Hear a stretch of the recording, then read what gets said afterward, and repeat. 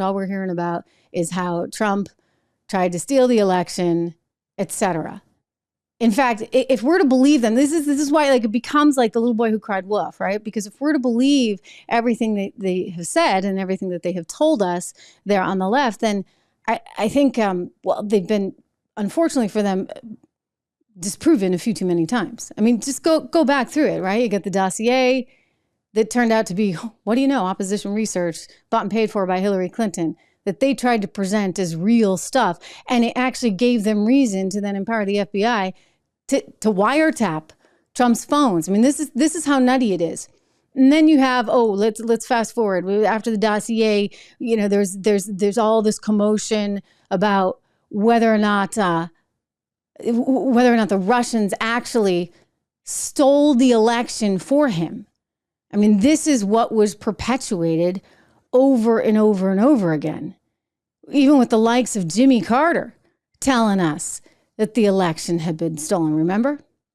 There's no doubt that the Russians did interfere in the election, and I think the interference, although not yet quantified, if fully investigated, would show that Trump didn't actually win the election in 2016. He lost the election, and he was put into office because the Russians interfered on his behalf. So do you believe President Trump is an illegitimate president? Based on what I just said, which I can't retract. I think it's so funny. So funny. Let's all laugh about that. I'm sorry. That's a massive accusation from a former president of the United States actually saying he's illegitimate and that the Russians put him there. Okay, so that one turned out to be false.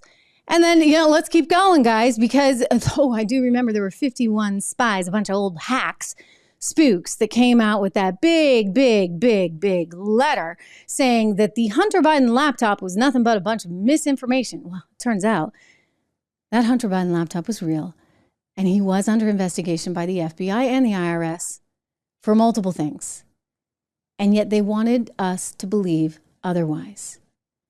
And we don't even have to get into what else is going on the health front, right? Because there's talk of masks coming in September, etc. After a while, you start to get numb to it. And as an individual, you say, is this really real? I mean, when you keep lying and lying and lying, at some point, some people get a little desensitized to it and they look around and say, well, who is telling the truth? Maybe it's that guy that they just absolutely can't stand, that he's so reckless and he's so out of control that they now have to arrest and get a mugshot of there down in Georgia.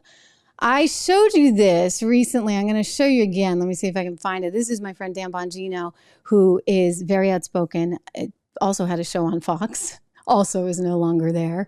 And it had a little idea, shall we say, for Donald Trump and his team about this whole mugshot and this whole arrest. He's kind of like, hey, why not? Maybe just go with it. It's funny. I was watching. He's like, I was thinking about this all night. I had this crazy idea. I think it's pretty crazy, but just hear me out. Here we go. I don't think he should post. Post bail. Folks, I say that because it's about to get crazy. Anyone telling you that, no, what, they're not going to do this or things are going to calm down or we've reached peak nuts, you are grossly mistaken. If we don't do something big and bold soon, we are going to be left in a real dilemma soon. I'll explain. Wow. So he's saying, let's do something big and bold. Let's just clear out the jail because Secret Service has the power to do that. And so he can go in, run the campaign. He can see whoever he wants, just do it from jail and say, hey, Fani Willis, we are calling your bluff. Hey everyone, Trish Regan here. If you enjoyed that clip, please do me the favor of subscribing to the channel. Just hit that little subscribe button right over there. Did I do that right? Not quite, but you know where it is. Subscribe to the channel, hit the bell so that you get the alerts, and I'll see you back on the show.